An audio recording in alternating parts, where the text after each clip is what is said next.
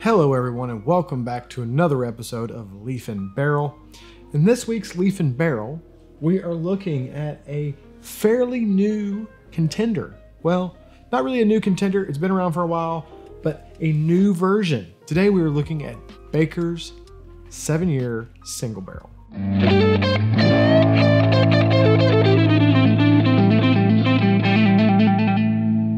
Baker's 7-year single barrel. Now, Baker's is not a new whiskey or bourbon by any stretch of the imagination. Baker's has been around for quite a long time in the small batch series that Jim Beam does. Got your Knob Creek, hugely popular. Basil Hayden, another great one. Then you got your Baker, your Bookers, your Bakers and Bookers. I think that's all of them. Baker's got a bit of a facelift, you might say. They changed the bottle, really cool new bottle, and they made it a single barrel. So where it used to be small batch, now it is a single barrel whiskey. They now have a 7-year version and a 13-year version, which, what's up with the 13-year version? Why 13 years? Isn't 13 an unlucky number? It seems to be an odd number. Don't they usually do like 12? Like I know there's a Weller 12, there's some other ones that have to, but 13? Is that a common age for whiskeys? Or Jim Beam just trying to be different there? Trying to go their own route. Go your own route with a more lucky number, Jim Beam. 13 is not a lucky number if you're superstitious. They do have two single barrel versions now. They have a 13-year and a 7-year.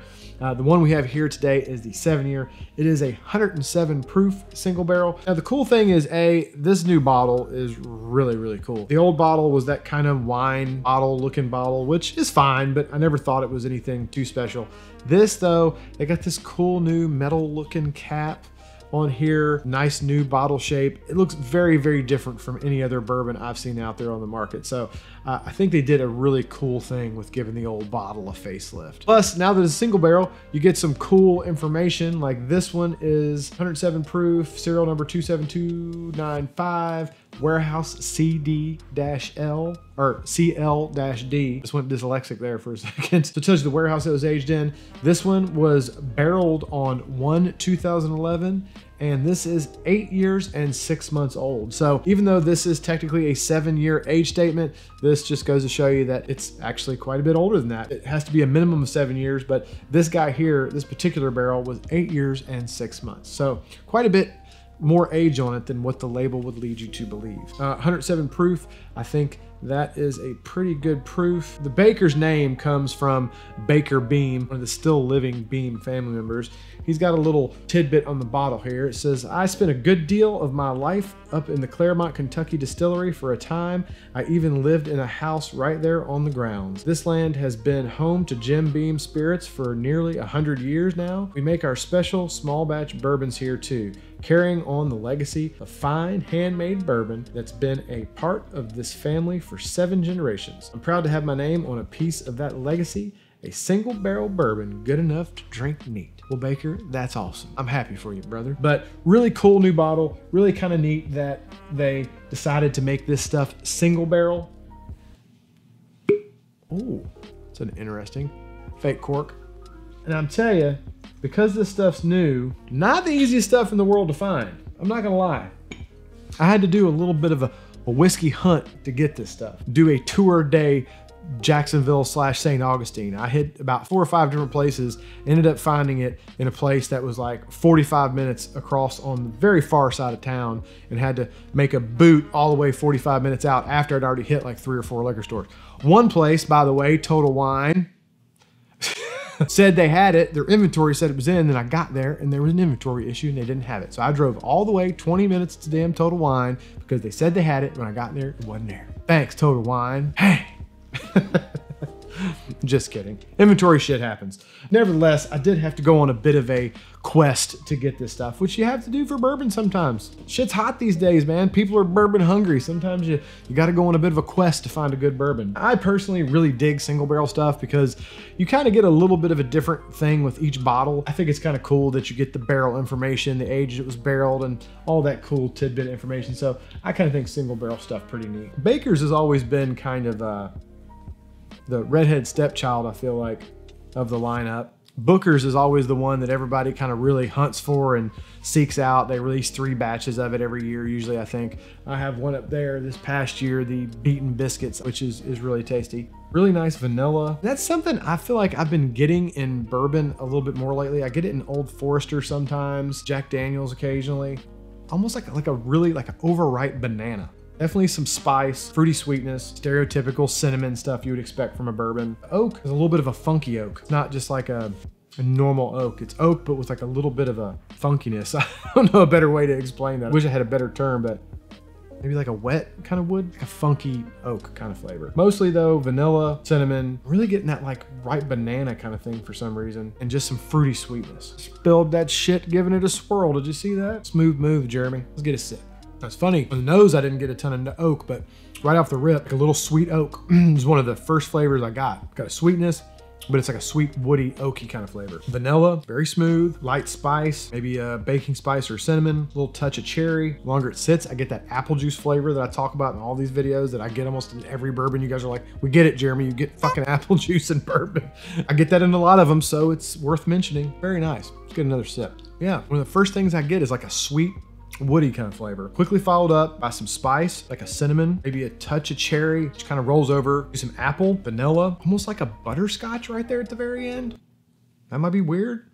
I don't know. Got a really nice kind of balance. A little bit of spice, a little bit of tingle on the tongue from the proof. The sweetness and the woodiness and the spiciness, they all kind of balance out. Really very nice. Lots of flavor in there. And I can't get away from that little bit of the banana thing I'm getting. I don't know what that is.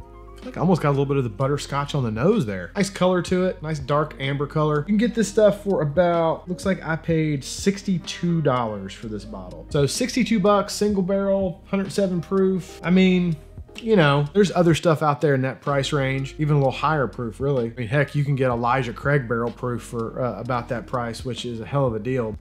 That time I got sweet and vanilla first. Vanilla came in a little harder. The wood isn't quite as prominent. Maybe my palate's just getting adjusted to it. There's the apple, a little bit of cherry, a little bit of wood bitterness or some bittersweet stuff there at the end. Like bittersweet chocolate, just a little bit, just at the very tail there. Sometimes on the end of bourbons, I'll get just a little bit of a bitter note, and it's kind of hard to tell if that's like a bitter, like a little bit of a bitter coffee note or a little bit of a bitter semi-sweet chocolate note. And as I've said a million times, the bitter isn't necessarily bad. Coffee, espressos has a bitter note. Bitter isn't a bad thing. So when I say that, I don't want it to, you know, put anybody off and think, oh, he said it was bitter. It's not bad, and it balances really well with all the sweetness you get on the front. So it's just another layer of complexity in there. It's not a bad thing.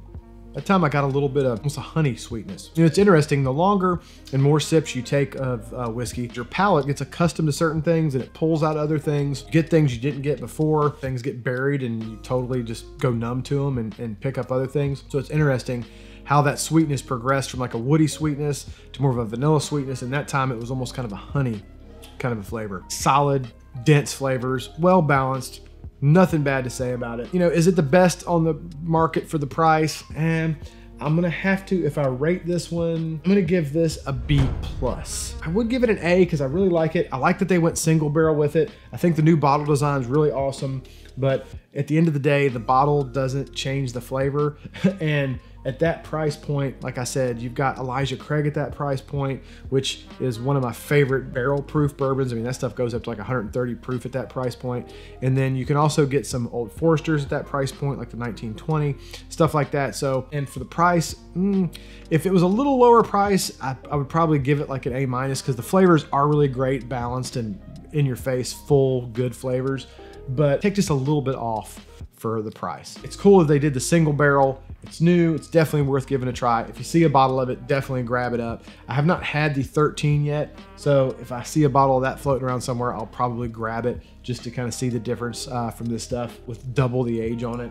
13 is a pretty good age though. I don't think that's gonna be. Some bourbons, as they get older, I think sometimes they get a little barrel bitter, they get a little barrel heavy, but you know, usually 12, 13 years, kind of that sweet spot. So that 13 is probably pretty good. As far as the 7-year goes, I think it's a really solid bourbon. It's got some great kind of traditional bourbon flavors in there, but maybe a little sweeter, a little more fruit forward than I would get in some bourbons. Real quick, before we close it out, next week, we're gonna take a little departure from the normal. We're not gonna do a whiskey. I know, it's something you guys have asked for though. So next week, we're going to be doing Domenico rum, which it's an aged rum if I'm not mistaken. So I think they age it in barrels, so that counts for barrel, right? So yeah, we're gonna be doing a Domenico rum in next week's video. I know you guys like to know that ahead of time so you can sip along with us. Get your rum ready because we're drinking some rum next week, baby. As always, we will be pairing this up with a little something something in the next video. So if you're into that kind of thing, by all means, at the end of the video, I will link the next video so you can see what we pair it with.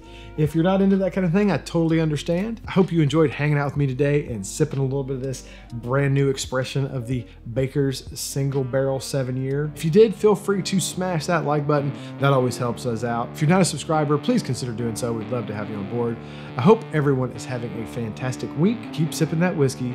We'll see you in the next video. That's gonna be a good one. Bottles don't make it taste better. That's a good looking bottle. I ain't gonna lie. Looks good on the old whiskey shelf. Show does.